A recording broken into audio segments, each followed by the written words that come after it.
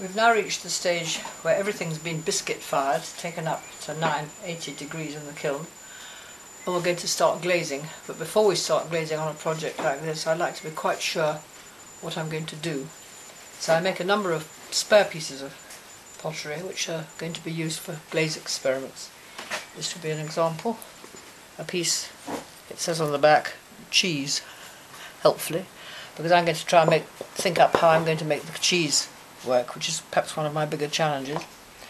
I did some before, and this will be an example of a glaze sample that I'm quite pleased with. I'm going to do the cow, which is black and white Frisian, and the collie dog in this quality of slightly matte white alongside a slightly vitrified black, and I think that'll work very well. And this is obviously something else I was experimenting with. Sometimes I don't make enough pieces and I have to squash lots of ideas on one small piece. But here they are, all these pieces, and here are the glaze jars. And people find glazing very difficult to understand because of course you're using natural oxides and things all look rather the same. Everything looks grey, or possibly it might look white. Very few things look the colour unless you use commercially prepared glazes, which they then stain to look the colour they're going to come out. But if I can, avoid using those because I don't like them very much. I've got lots and lots of jars. They're all called things like A, B, C, D, 6A, whatever, G. And these are glazes based on glazes I mixed up years ago and initially called 1, 2, 3, 4, 5, 6 or A, B, C, D, E. And over the years I've adapted, left aside, used more of. And now I know my glazes, so I would universally know a glaze is 6A. That means a particular colour to me.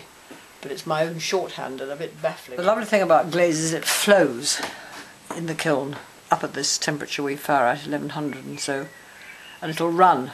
So whereas it looks quite dull and flat, this raw glaze, all as I say in tones of grey and pale pale pink and pale pale blue, during the firing process it will flow rather like honey would onto the surface. And so this is a piece of raw glaze stuff, and I've rubbed off the surface, and the glaze will appear in these crevasses to prick up the pattern, and the surface will have a slightly vitrified quality.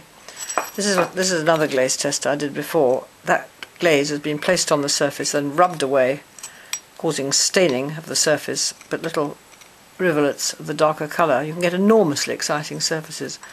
This one had different colours of clay applied to each other, so it wasn't just the buff clay. You can see it's had a white clay put on top, which means you can get the quality of the green showing through. This is an example where I painted on a slip. That's a coloured clay. That's just got a simple transparent glaze on top, but I want the apples in this case to look terracotta, so I rubbed red clay in. And this is interesting, at least I think it is, that this is it's an ordinary piece of boring old buff clay, and I put on the same glaze, which has got some manganese in. On one side I rubbed it off with a wet sponge, on the other I rubbed it off with a dry cloth, or my fingers probably.